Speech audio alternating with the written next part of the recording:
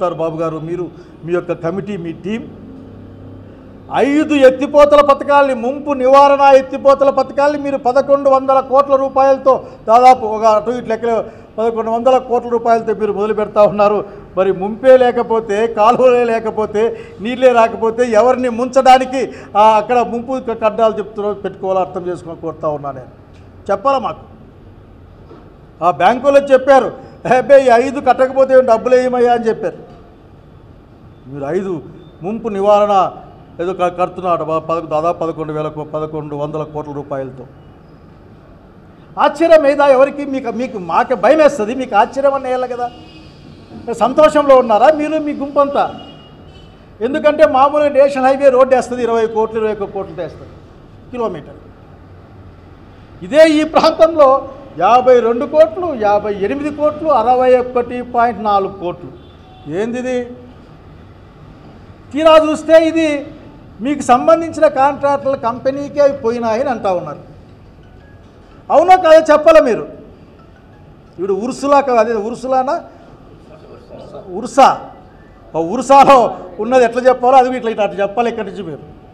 ఇక్కడి నుంచి మీరు చెప్పాలా? నేను ఆశ్చర్యపోయిన 60 కోట్ల రూపాయలతో రోడ్డు ఏంది?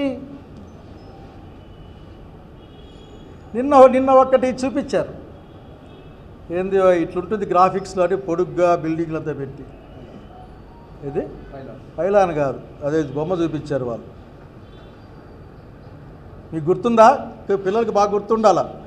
5 సంవత్సరాల క్రితం, అంటే 7-8 ఏళ్ళ కింద ఆయన ఒక బొమ్మ చూపించాడు మనకి. ఏంది? ఆకాశ హార్మ్యాలు, ఆ తర్వాత నదుల మీద ఫ్లైఓవర్లు, బోట్లలో పోయేటివి. మీకు గుర్తుందా? సింగపూర్ తెచ్చిపెట్టేసినా అని చెప్పారు. నేను నిజంగానే ఇందులో ఒకటో వంత ఉండకపోతుందా అని పోయినా. అనంతపురం కదా భూ దొరకకపోతే మళ్ళీ ఆఖరి మంగళగిరి దగ్గర పోయి భూ తిన్నాయి నా పొద్దునే. ఏడా బాబు గారిని యొక్క చిన్నగా, because any have whatever it he may be, ఈ the chief minister of Andhra Pradesh. నేను ఆయనకు మాట చెప్పకుండా, మీరేంది మా దగ్గర 1000 కోట్ల విలువ చేసే భూములు మీ దగ్గర ఉన్నాయి. దాదాపు ప్రభుత్వాన్ని రైతులు కలిపి 55-54 వేల ఎకరాలు ఉన్నాయి. మళ్ళీ మీ కన్ను పడిందంటే ఇంకో 44 పీకేస్తారు. మీరేం నాకు అనుమానం ఏం లేదు.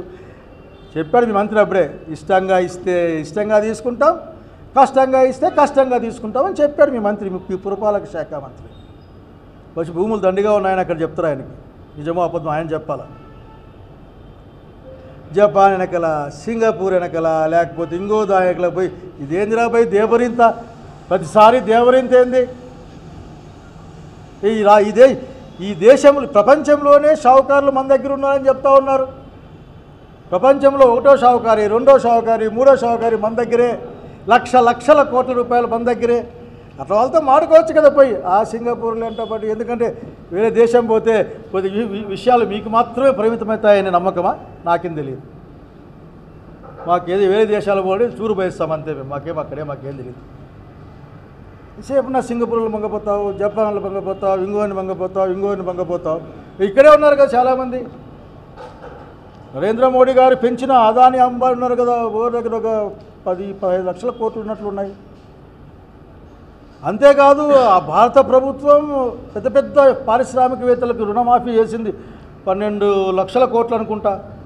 మరి కనుక మీకు ఇబ్బంది ఉందేమో లేదో కానీ ముఖ్యమంత్రి గారు, మాకైతే మా లాంటి వాళ్ళకి తెలిసిన వాళ్ళకి, ఎందుకంటే మిమ్మల్ని చూసాము అసెంబ్లీలో చాలాసార్లు, మాకైతే ఇబ్బందిగా ఉంది. మీరు ప్రతి ఒక్కరు కోట్ వేసుకొస్తేనే వారి పాపం ఎక్కి వాడి వంగి ఆ కోట్ వేసుకొని కూర్చోబెట్టుకోని కాఫీ టీలు తాపించి, వాడు తీరా చూస్తే వాడు మన ఉరుసు కంపెనీ పెట్టుకొని మన భూములు తీసుకుపోతాడు, కానీ వాడు పైసా తేడు.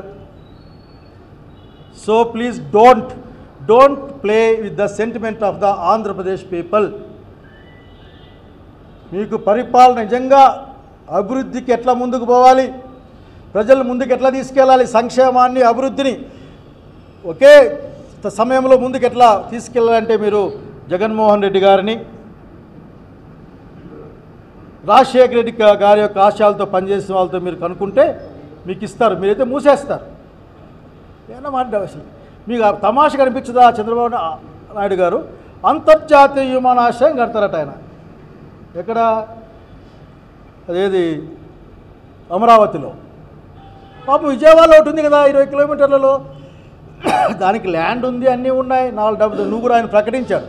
ఈ మాట ఎందుకంటే ఏదో నేను ఊరికే చెప్పడంలే. ఆయన ఏం ప్రకటించాడంటే కృష్ణా జిల్లాకు ప్రస్తుత విమానాశ్రయాన్ని గన్నవరం అంతర్జాతీయ స్థాయికి విస్తరించడం, అది ఆయన మాటే. మర్చిపోయాడేమని గుర్తు చేస్తూ ఉన్నా.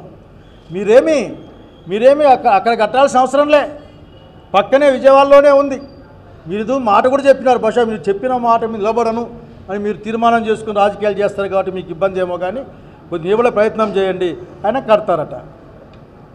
అక్కడ ఇంకా ఏదో పెద్ద ఈ భారతదేశం మూర్ఛపోయే రైల్వే అదేంటారా సెంటరా రైల్వే జంక్షన్ కడతారట.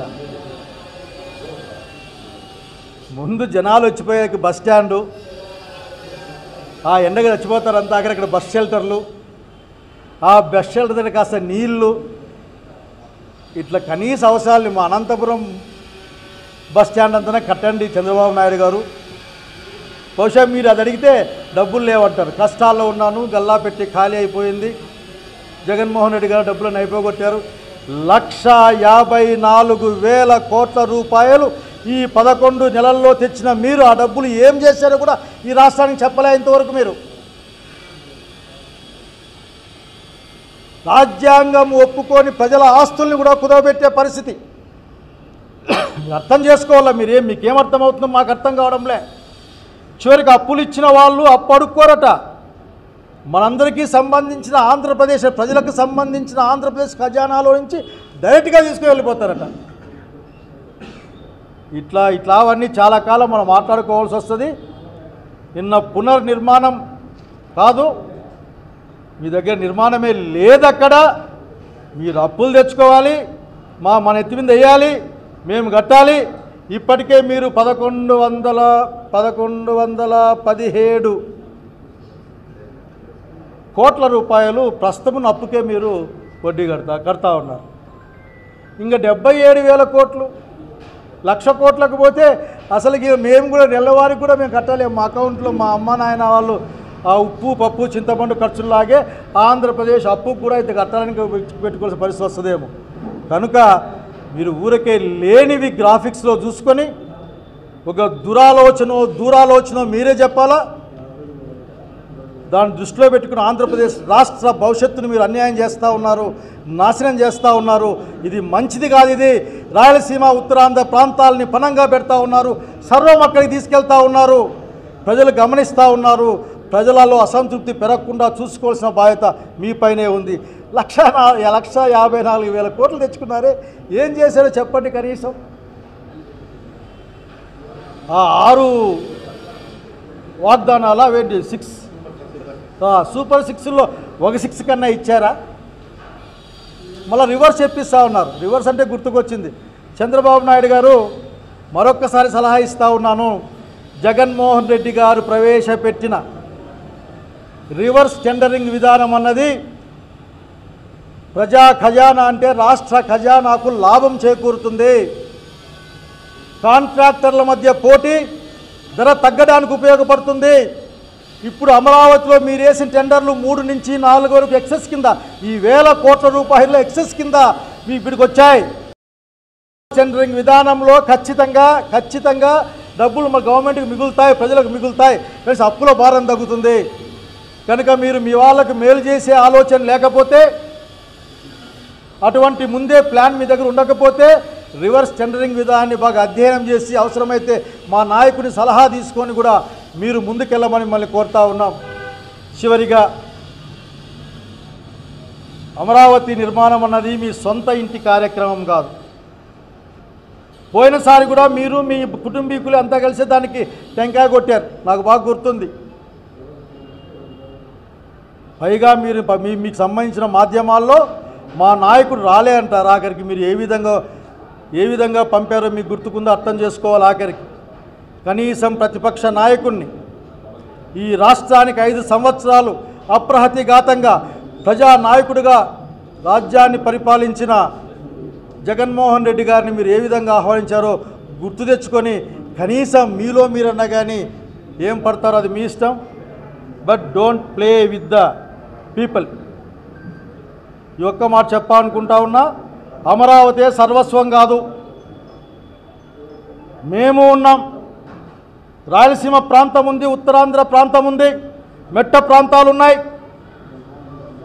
గమనంలో పెట్టుకోమని, మీ యొక్క పద్ధతి మార్చుకోమని, చెప్పిన మాట చేయకూడదనే మీ నియమం, ఇచ్చిన మాట మీద నిలబడకూడదనే మీ నియమం, అవసరం వస్తే ఏమైనా చేయొచ్చనే మార్చుకోమని నేను కోరుతూ సెలవు తీసుకుంటా ఉన్నాను.